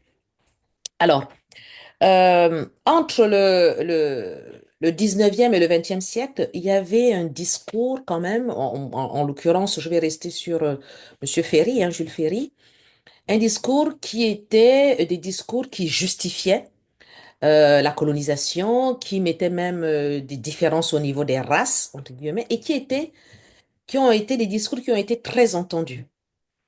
Et même dans les manuels scolaires, une belle génération ont été biberonnés à ce genre de discours. À cela, il faut rajouter les médias. Les médias mainstream qui se sont développés de manière très importante et qui avaient une mainmise sur un peu la pensée collective, c'est-à-dire qu'il y avait une pensée unique, c'est ça qui était distribué et les gens ont été habitués à cela. Maintenant, on arrive à une vague où, effectivement, ben, il y a les réseaux sociaux qui se développent. Pour ce qui concerne l'Afrique, il y a un mouvement panafricain qui naît avec un éveil des consciences de plus en plus importante. Et donc, ben, la néocolonisation qui était en place depuis un moment après la colonisation, essaie un peu de muer d'une certaine manière pour essayer de continuer ce qu'ils ont commencé à faire depuis maintenant des décennies. Le problème, c'est que évidemment l'Afrique s'éveille, mais elle n'est pas encore très bien organisée. On le voit, on le sent, mais ça, c'est en train de se mettre en place. Et en même temps, on note une capitulation au niveau de l'Occident, de l'Europe en particulier, pour ne pas dire la France, parce que simplement, moi, je me dis qu'il est probable qu'après avoir tenu des discours mensongers, comment dire à une population que nous vous avons menti pendant des décennies, que les discours qui ont été tenus étaient totalement erronés, parce que simplement, on ne pouvait pas leur dire que nous allions continuer à pouvoir dominer sur les gens, piller les richesses des gens, massacrer les gens, mettre en place. En fait, tout ce qui a été dit par rapport à ces populations qui étaient, entre guillemets, des indigènes, des gens qui ne pouvaient pas s'en sortir tout seuls, qui avaient besoin d'aide, de l'aide de la France ou d'autres pays impérialistes, etc. Comment leur faire comprendre aujourd'hui qu'en fin de compte, ben non, c'était pas tout à fait ça. C'est nous qui avons fait en sorte qu'ils soient dans l'état dans lequel ils sont. Comment est-ce qu'aujourd'hui, le monde occidental, vu l'évolution des mentalités, et puis effectivement, qui commence à s'imprégner un peu de cette moralité, qui commence un peu à lever le bouclier, va accepter cela? Du coup, est-ce que ça n'amène pas les gens de se dire, c'est tellement compliqué, par conséquent, aller là-dedans, c'est vraiment de sortir tout le mensonge de l'État. Et du coup, qu'est-ce qu'on fait? Ben, en plus, c'est tellement difficile. Ils ont encore les médias pour eux malgré tout. Les réseaux sociaux, certes, ça se développe, mais quand même, la majorité des Français regardent encore TF1 et tout le reste. Est-ce que c'est pas peine perdue? Ça, c'est un peu moi la réflexion que j'ai tendance à mener, à me dire que effectivement, c'est un peu compliqué au jour d'aujourd'hui de pouvoir se dire, on se lève parce que ben, si le poteau rose est vraiment découvert, mais de façon importante, déjà, de toute façon, est-ce que les médias vont suivre pour l'information? Est-ce qu'on va vouloir éduquer la population dans le sens contraire de ce qu'on leur a dit depuis des décennies? Et voilà, et comment est-ce qu'un pays, par exemple, comme la France, qui est le pays des droits de l'homme, va pouvoir reconnaître tout ce qu'elle a fait au niveau de ces pays-là et tout, avec tout ce qu'il y a eu comme massacre, tout ce qu'il y a eu comme assassinat, même si ça se sait, mais quand ça vient vraiment maintenant de l'État, comment va se comporter les Français et comment est-ce qu'ils vont vivre cela? J'ai à mon tour une question par rapport à ça. Et si vous voulez, si vous voulez bien, ce sera la dernière de mon côté parce que j'ai une journée très très fatigante suite à des circonstances de santé, des problèmes dans la famille. Euh, j'ai une première question par rapport à ce que tu viens de dire. Tu parles de votre action en Afrique ou en Europe ou les deux? C'est-à-dire, Dans les questions que tu m'as posées, comment faire, les mainstream, etc., est-ce que tu as parlé des médias mainstream et ils ne veulent pas abandonner, c'est logique, leur discours ancien. mhm. Euh, Là, tu me parles de votre action, les gens qui sont ici ce soir, en Afrique ou en Europe ou les deux? Non, la question qui est posée, c'est par rapport à la capitulation, dont on a noté qu'il y avait effectivement en Occident des personnes qui tenaient un certain discours qui en Oui, tiennent. oui, on est tous Voilà. bien Donc, d'accord c'est que plutôt ici, c'est c'est plutôt tous en Occident. acceptés. Donc plutôt en Europe, voilà. Euh, je pense que ce que tu as dit est important, c'est-à-dire que la capitulation, elle est profonde. Elle ne vient pas d'événements ou de choses, de surprises un petit peu dans certaines organisations. Tout ça, c'est l'impact d'un siècle ou deux d'éducation scolaire et médiatique de la population, enfin de déséducation, il faut dire plutôt d'intoxication dans l'idéologie coloniale. Ça, c'est quelque chose que j'ai toujours dit partout où je suis allé depuis longtemps. On est toujours dans le colonialisme et en Europe, on n'a absolument pas changé. On a vraiment des cerveaux formatés dans le colonialisme. Mais là, bon, je m'adresse aux Européens que je rencontre. Je crois que le problème que tu poses, il, il rencontre une première question. Est-ce que vous allez changer ça en changeant les mentalités en Europe ou est-ce que vous allez changer ça en ayant des organisations africaines plus fortes en Afrique qui vont être plus fortes dans la résistance et la prise de souveraineté face à l'Europe? La France-Afrique se combat-elle surtout en Afrique ou surtout en France. Je pense que des médias mainstream, on ne peut rien attendre. Comme on l'a montré dans le livre que nous avons publié, Fabriquer un consentement d'Hermann et Chomsky, les médias sont là pour faire en sorte que le peuple adhère aux idées de son gouvernement, c'est-à-dire aux idées de ses multinationales.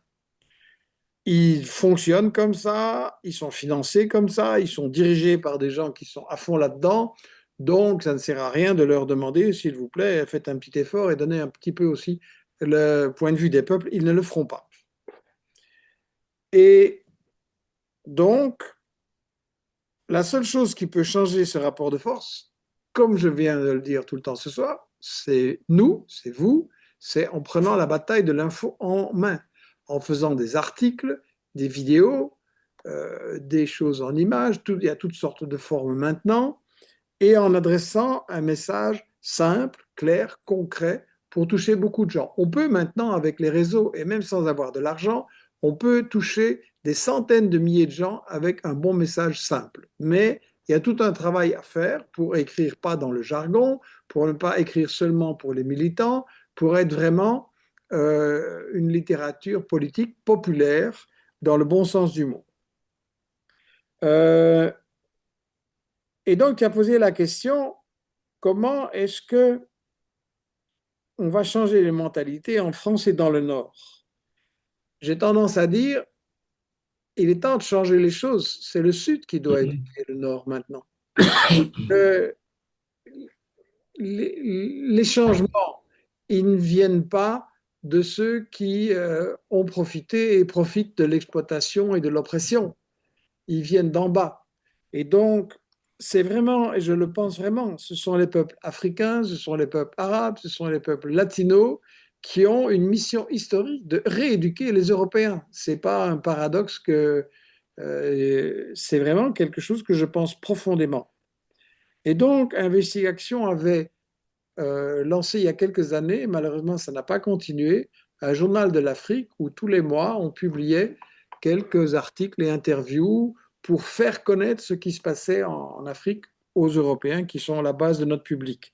J'aimerais bien que vous réfléchissiez à la possibilité de relancer ça, de publier, que ce soit mensuel ou hebdo ou autrement. Et il faut voir qu'il y ait un courant continu d'information de l'Afrique vers les gens que nous touchons. Il y en a quand même beaucoup, j'ai donné des chiffres, et on voit bien qu'on peut toucher de plus en plus de gens, donc il faut le faire.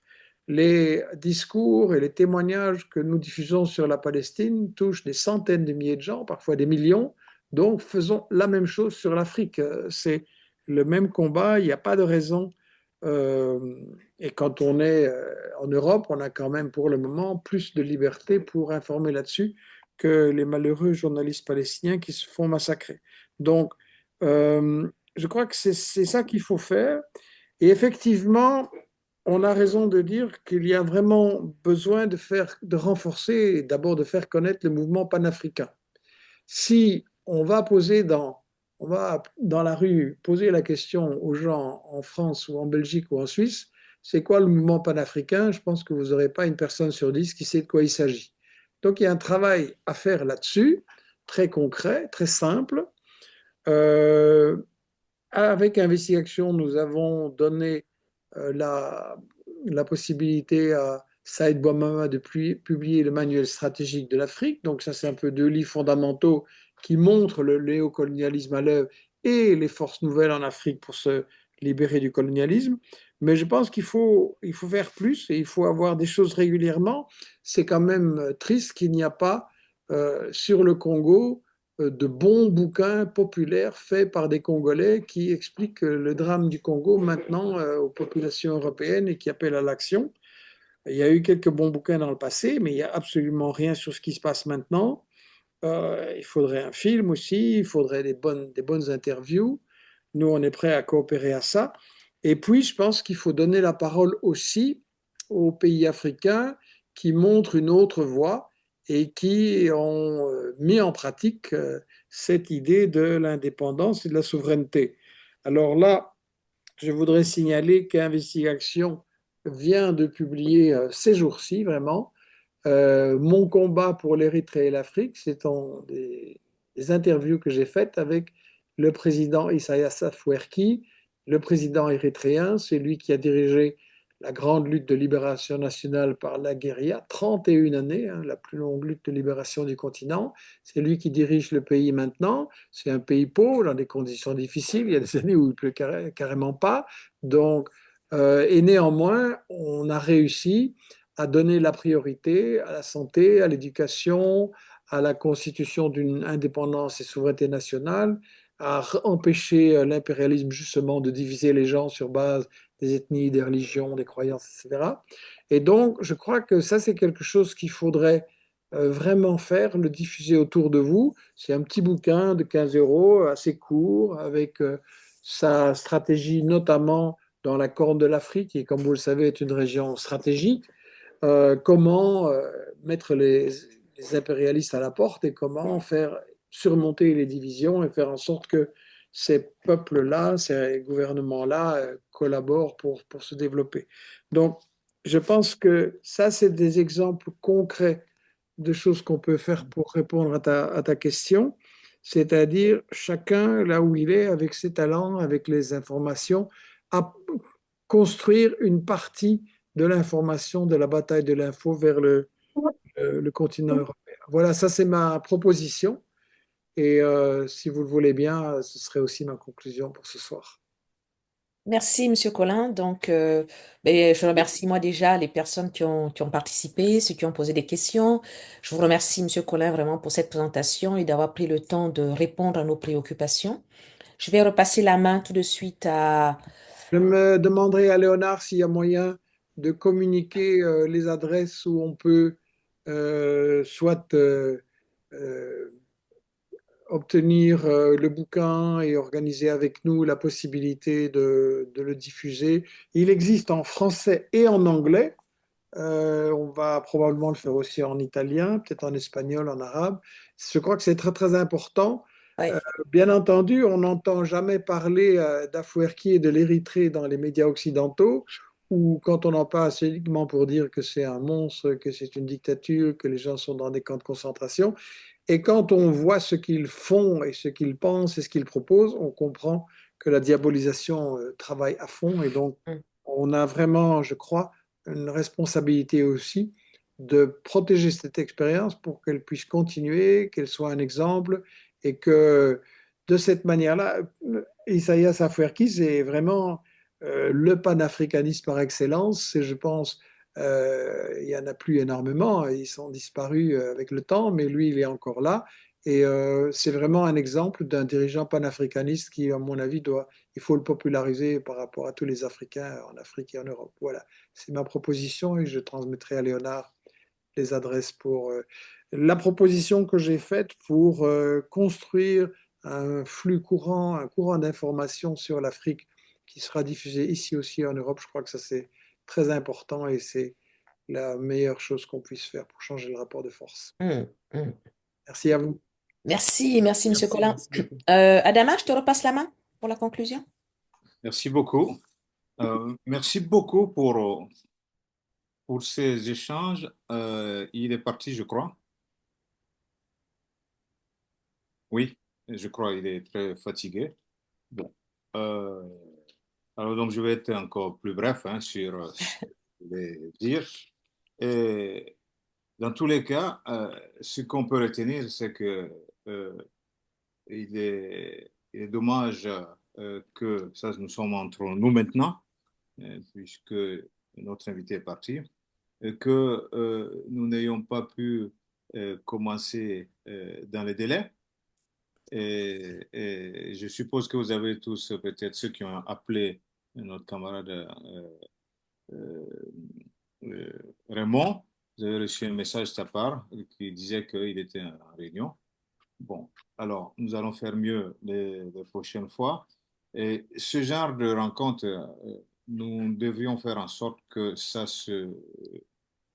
continue, qu'il y ait davantage de monde. Des propositions importantes ont été formulées. Et c'était vraiment très riche, d'autant plus qu'on a bien compris qu'il y a eu quand même une capitulation en ce qui concerne les questions. En fait, le terme n'a pas été vraiment prononcé, mais c'est vraiment des questions d'ordre idéologique, en fait, hein, Mm, de mm, positionnement, tout à et fait. une vraie capitulation, et qui explique d'ailleurs, qui montre l'importance des principes, qui sont des principes qui concernent le progrès, la révolution, la morale humaniste, hein, Mm. qui doit être au cœur de l'action des hommes et des femmes. Et sinon, tout va dans tous les sens.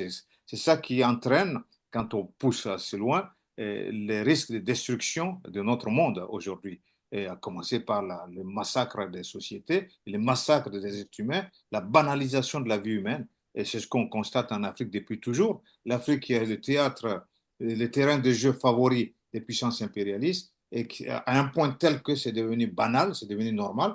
On ne parle de la guerre et des horreurs de la guerre que lorsque ça concerne d'autres contrées que l'Afrique. Alors qu'en fait, beaucoup de choses ont commencé là-bas. Eh bien, dans le que faire qu'il évoquait, eh bien, ça pose la nécessité d'élaborer un véritable programme, une charte. C'est ce que nous essayons de faire à la DUP pour construire une base minimale de lutte, de démarches de lutte commune. Et c'est vraiment l'objectif essentiel. Et ce que nous essayons de faire, mais il faut que cela aille au-delà. Nous avons commencé à faire ça aussi avec d'autres organisations. À Dakar, avec la plateforme anti-impérialiste, la plateforme mondiale anti-impérialiste, et plus récemment à Saint-Denis, avec d'autres organisations, encore une fois avec la plateforme aussi, eh bien, il faut que cela se poursuive. Et quand tu dis, face aux questions qui ont été posées, que la Troisième Guerre mondiale, eh bien, on y est, effectivement, on y est. On y est, d'autant plus que euh, ce dont il est question, ben, c'est le contrôle, encore une fois, des richesses, ça a été dit, mais des richesses d'autres contrées, mais des richesses, le retour vers l'exploitation de l'Afrique, encore une fois. Et voilà pourquoi nous rencontrons aujourd'hui des forces, euh, beaucoup de forces, toutes les forces impérialistes en Afrique et d'autres aussi, parce qu'il y a même des forces ukrainiennes aujourd'hui en Afrique, des armes ukrainiennes. Il y a les forces russes, il y a les Russes qui sont présents, et il y en a beaucoup d'autres. Et une bonne chose qui a été dite aussi au sujet des BRICS, c'est que, eh bien, il ne faut pas se faire beaucoup trop d'illusions. Parce que quand on regarde de très près, eh bien, il y a quand même là une recherche de défense, une démarche de défense des intérêts de chacun des pays qui composent les BRICS. Et donc il y a nous sommes dans un contexte où il y a des rivalités anti-impérialistes, des rivalités entre les puissances qui font que, eh bien, il y a une défiance vis-à-vis de la toute-puissance des États-Unis qui veut écraser tout le monde. Eh bien, qu'est-ce que nous devons faire? C'est savoir interpréter les enjeux. Comment, dans ce contexte-là, nous pouvons comprendre qu'il y a une fragilité des parts et d'autres et que nous devons pouvoir tirer notre épingle du jeu en poussant nos pouvoirs néocoloniaux à être davantage fragilisés et, au besoin, au mieux, à les pousser dehors. Quand ils nous proposent justement de mieux nous faire connaître, ah, ça doit nous interpeller. Ça veut dire que nous ne sommes pas suffisamment connus, ce qui n'est pas faux. Ce qui n'est pas faux. D'ailleurs, le mouvement panafricaniste qui a besoin d'être connu, est, comme dans beaucoup d'autres endroits, eh bien, est touché par cette notion, cette réalité d'abandon des principes révolutionnaires. Et puis aussi, très dispersé. D'où l'importance, encore une fois, de poursuivre ce que nous sommes en train de faire. Il nous invite à mieux nous faire connaître à travers différents types d'actions que nous essayons de faire. Nous allons en parler au cours de notre Assemblée générale et faire des propositions. Il a lancé aussi un appel, puisqu'il a dit que l'investigation a besoin de nous, comme nous avons besoin aussi d'investigation et de tous ceux qui luttent dans le même sens que nous. Eh bien, il ne faut pas que ça reste lettre morte de notre côté. Il va falloir que, au niveau de la coordination de la DUP, nous voyons comment est-ce que, au niveau de chaque organisation, nous allons répercuter cette information, cet appel-là, pour que eh bien, les différentes organisations euh, puissent nous faire des propositions et que la DIP puisse synthétiser cela et que ce soit aussi un des canaux de diffusion de nos propositions et de nos analyses. Et si cela peut contribuer à renforcer l'investigation, ça sera bien. Parce que dans ce combat, nous ne devons jamais oublier que en fait, l'impérialisme ne dort pas. Et que partout où il y a euh, des luttes, eh bien, il y aura une résistance, une tentative de réduire à leur plus simple expression ces poches de lutte. Il ne faut pas qu'il y ait que des poches de lutte, il faut qu'il y ait une lutte d'ensemble et que nous puissions trouver les formes pour que la DUP se renforce et que la DUP collabore avec les autres. Et que ce soit nous en avons parlé à plusieurs occasions.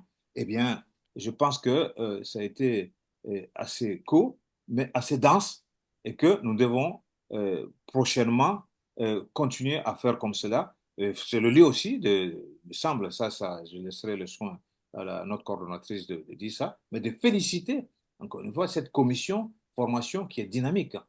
Parce que s'il était là, encore là, je lui aurais dit, eh bien, nous sommes conscients de ce qu'il a dit sur la question de la formation. Voilà pourquoi nous avons mis en place euh, cette commission formation qui fait un travail et qui est, d'ailleurs, c'est cette commission qui l'a invité. Eh bien, camarades, nous avons du pain sur la planche. L'impérialisme ne dort pas et nous devons encore moins dormir. Et que l'impérialisme, pour pouvoir aller de l'avant. La lutte continue. Merci. Mhm. Oui. Euh, Oui, j'aimerais bien dire quelques mots si c'est permis. Si c'est? Si c'est permis, s'il est Ah, possible bien donc sûr, bien de... sûr, bien Oui. sûr. Je crois que c'est OK. la camarade coordinatrice Oui, c'est bon, oui, bah, qui parce que j'ai devait dit si dire c'est un mot sur la coordinatrice, non? oui, normalement c'est ça, mais parce que est-ce que c'est quelque chose de court? Si c'est en 30 secondes, ça va. Parce que Non, il moi, j'ai s'agit donc de fini. tirer quelques leçons donc, de ce que nous venons de vivre ce soir, mais pas très long, hein, je On ne va serai laisser pas le très soin à très la long. camarade coordinatrice Hmm. parce que en fait, moi, j'ai synthétisé en fait le contenu de nos échanges. Et Non, donc, c'est je pense bien. qu'on va poursuivre de toutes les façons. Et par la suite, il y a aussi l'enregistrement. Et maintenant, bon, euh, Augusta, notre camarade coordonnatrice. Oui, oui. Bon, bah, écoute, bah, camarade, Adama t'a dit l'essentiel, si je puis dire. Donc, moi, en fait, la conclusion, en fait, je devais porter sur un appel à soutien, à investigation, parce qu'ils sont effectivement très, très en difficulté. Bon, Michel l'a dit, hein, ils ont été obligés de licencier du personnel. Donc, moi, j'invite les participants, même si un certain nombre de gens sont déjà partis à soutenir financièrement donc ce média qui est effectivement très important. Et non seulement financièrement, mais effectivement, je pense que parmi les perspectives qu'on doit se tracer lors de notre Assemblée générale, qui est l'équivalent, je le dis pour les gens qui ne sont pas de la DUP, qui est l'équivalent d'un congrès, il faut qu'on se fixe dans le cadre de ces perspectives de travail le fait de pouvoir collaborer pleinement avec investigation en produisant des articles, des vidéos et en donnant de l'information sur ce qui se passe au niveau du continent. Je pense que c'est vraiment très très important. Il faut que ça fasse partie de nos axes de travail en termes de perspective, quoi. Donc voilà, rien de plus, hein, camarade Adama, tu as dit politiquement et voilà, sur le plan du contenu, voilà ce qui avait l'essentiel. Donc et pour les aspects nous concernant, aspects techniques et autres, ça je pense que c'est entre nous qu'on doit régler ça et en parler. C'est pas là qu'on va en parler, bien évidemment. Voilà, moi j'en ai fini et merci à tous et merci aux camarades bien, merci d'abord aux participants non membres de la DUP et merci une fois encore le camarade Adama l'a dit, hein, merci à la commission formation qui fait un excellent boulot et qui contribue vraiment à à faire en sorte que ce ciment qui nous lie soit toujours plus fort et plus solide et que les bases idéologiques soient harmonisées au niveau de l'ensemble des organisations et des militants de la DUP. Voilà. Je sais pas, on se dit à bientôt. Ou bien, Merci, ou bien, merci. Comelan voulait dire quelque chose, je sais pas. Oui, tout à fait. Je voudrais donc dire quelques mots et souligner quelques aspects qui me semblent aussi importants. Le premier aspect, nous le savions déjà de façon plus ou moins confuse, c'est l'importance d'un monde multipolaire pour la lutte de libération des peuples du Sud. Et en particulier, l'importance donc des pays des BRICS. Nous ne devons pas attendre d'eux d'être des pays parfaits, mais leur existence permet donc de faire avancer la cause d'un monde multipolaire. Et cela a l'avantage de notre lutte. Comme ceux qui m'ont précédé l'ont dit, je propose de façon concrète que la DUP fasse une déclaration de soutien aux médias Investig Action. Déclaration dans laquelle, à la fois, appeler donc les militants dans la mesure du possible à soutenir financièrement, sous forme donc de micro-mécénat, Mhm. le média Investig Action. Et bien sûr, il nous faut également, à travers notre frère Léonard, avoir les coordonnées et comment le titre exact et l'auteur donc du livre qui vient de nous présenter concernant le dirigeant érythréen. Il n'est jamais mauvais donc de savoir un peu plus ce qui se passe à nos portes, pour ne pas dire sur le continent. Et puis, dernière chose qui, à mon avis, entre également dans le même cadre, pour ceux qui ne le savent pas, il y a une chaîne sur Internet qui s'appelle Fil d'Actu. Et l'auteur, c'est une jeune femme qui s'appelle Tatiana Ventose et qui est l'auteur d'un livre qui s'appelle Le temps des producteurs. Je vais le mettre sur le forum Agenda panafricain, sur le forum de la coordination, sur l'Agora également. Très, très intéressant, donc, leur dernière émission qui montre dans les détails la vassalisation des pays de l'Europe et surtout ce qui se passe en France. Dans la mesure où beaucoup d'entre nous, nous sommes en France, là aussi, il est très important que nous soyons à l'affût et que nous sachions, que nous soyons avertis de ce qui se passe et de comment les peuples européens et français en particulier peuvent également sortir de ce traquenard dans lequel ils se trouvent. Voilà un peu les points importants que je voudrais souligner et je vous remercie. Merci beaucoup. Oui. Ok. Mohamed, tu es toujours là? Oui. Il dort. Non, non, il est là, il a répondu. Ah oui, ok. On a fini, non? Tu vois un intermède pour ce soir, c'est pratiquement terminé. Oui, bah là, oui, c'est ça. Il faut libérer les gens quand même. Les hautes écoles et ils reviendront diriger leurs enfants de basse école. Ainsi, ta famille dirigera de façon éternelle. Tu n'as surtout pas besoin d'électricité pour les villes et les campagnes. Achète un groupe électrogène et laisse-moi prendre et vendre l'uranium. Tu auras ta part dans les couloirs et quelques miettes pour jeter dans le trésor. Et surtout, tu n'as pas besoin de déposer l'argent volé dans tes banques. Viens chez moi faire tes comptes. Comme ça, le jour où tu dérapes, on gèle tes comptes et on règle ton compte. Tu vas faire quoi avec de l'or? Si c'est pour la monnaie d'or, je te donne le CFA, une monnaie de Saint-Jean arrimée à l'euro. Et comme les activistes bavardent trop ces derniers temps, je te donne le co. Et un make-up du CFA toujours arrimé à l'euro.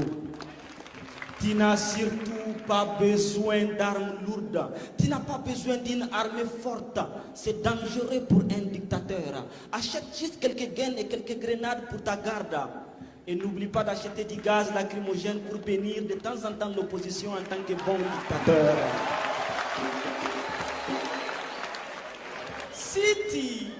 Si tu es avec moi, tu auras accès à tout ce que j'ai chez moi. Mais si tu refuses d'être avec moi, je te ferai subir le même sort que je fais à tous les autres révolutionnaires. Le jeune La Sankara, il était trop guindé. Faire un discours à l'ONU pour insulter, incriminer, dénuder l'impérialisme, c'était très osé. Il voulait très tôt vous éclairer. Mais heureusement, avec Félix et Blaise, on l'a vite criblé, emballé et renvoyé chez Dieu. Lui, Lumumba, il parlait trop, il ne maîtrisait pas ses mots, il disait tout très haut. Mais avec Mobutu, chap et vite, on l'a réduit en brochette. C'est ce qu'on fait à tous les cerveaux qui refusent d'être nos totos, nos gigolos. Et Kadhafi, même hier, nous l'avons laissé dans sa folie. Le gars, il avait la meilleure économie des satellites, mais le hic, c'est qu'il croyait trop aux États-Unis d'Afrique. Mais quel cirque, depuis Berlin, nous avons partagé l'Afrique. Fallait qu'on le stoppe, sinon il allait faire de l'Afrique une puissance économique, technologique, scientifique. Pour ce faire, on a juste fait appel aux avengeurs du mal. Autant Oni, Sarkozy, Obama, Marga, la Libye ne plie. Et les États-Unis d'Afrique, on n'en parle plus. C'est ma loi. Si tu es avec moi, tu es avec moi, mais ne fais jamais comme moi. Car vouloir faire comme moi, c'est être contre moi. Et je déteste qu'on soit contre moi. Votre classe politique inconsciente et inconséquente le sait. Elle applique du tic au tac. Elle sait que moindre ambition pour l'Afrique, moi, j'attaque. Vous pouvez rêver de mon passé, mon présent sera peut-être votre futur, mais mon futur doit se conjuguer à l'impossible pour toujours dans vos écoles là. Ils nous ont bernés, ils nous ont dorlotés pour nous aliéner. Ils nous ont mis des leaders corrompus pour nous affamer, nous piller, nous voler. Et ils ont tué nos révolutionnaires pour nous effrayer. Mais chaque révolutionnaire tué s'est ressuscité. En vous, jeunes anti-impérialistes, acteurs de la société civile, engagés, déterminés. Vous avez gardé vivant Thomas Sankara, Patrice Lumumba, Modibo Keïta, Djibo Bakary, Che Guevara, Hugo Chavez et j'en passe. Leur État ne vivra plus sur le dos de nos États. C'est fini le pillage de nos richesses. On verra sur qui elle compte pour garder sa place de puissance. Déjà le petit est dans sa psychose. Dites aux carnivores Macron que nous ne sommes plus des herbivores. Nous sommes des impérialivores. Et s'il rehausse, il recroisera le fer. Déjà nous n'avons pas oublié. Avec l'arrivée du colonel, aujourd'hui général Assimi Goïta au Mali, ils ont voulu asphyxier le Mali. Mais la société civile a appelé le peuple à inonder les rues. Dénigrement sur dénigrement, intimidation sur intimidation. Aujourd'hui, le Mali qui était divisé en 2 et 1. Chose qui était quasi impossible. Chose qui était quasi impossible pour la MINUSMA, pour Barkhane, pour Takuba, toutes ces organisations qui prétendent étendre la paix et l'union, alors qu'ils se battent pour la destruction, pour la division. À l'arrivée du capitaine Ibrahim Traoré au Burkina, le même scénario a suivi son cours. Ils ont voulu nous berner avec la démocratie dans un état où les âmes se déciment à l'infini. Mais les Burkinabés ont dit IB jusqu'au dernier terreau. Et aujourd'hui au Burkina, les terreaux n'ont aucun repos. Et aujourd'hui au Burkina, les terreaux n'ont aucun repos. Leurs maîtres crient au massacre communautaire pour des badauds qu'ils ont ravitaillés et surarmés lorsqu'ils prétendaient être nos alliés. Et à l'arrivée du général Abdourahmane Tchani, intervention militaire par-ci, fermeture des frontières par-ci. S'ils avaient accès à Dieu, ils allaient couper l'air au pays. Mais cette génération a compris et elle a dit, le Niger ne sera pas la seconde Libye. Les leaders anti-impérialistes, les activistes, les sociétés civiles des 4 coins du monde ont inondé les zones pour couper la méthode qui consiste à diaboliser tout État qui se libère de leur joug avant de l'attaquer. C'est fini l'époque où c'est seulement RFI qui crie. Désormais vous criez, nous crions, vous mentez, nous éclairons. Fini la désinformation. Nos leaders anti-impérialistes, nos activistes sont au front.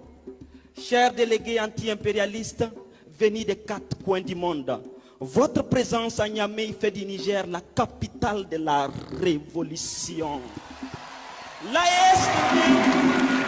Aujourd'hui, l'AS devient le flambeau de la révolution. Vous êtes la génération que Sankara voulait. Nous sommes à la croisée des rêves de nos aînés. Vous êtes la preuve que Che Guevara n'a pas tenu toutes ces années d'embargo pour rien.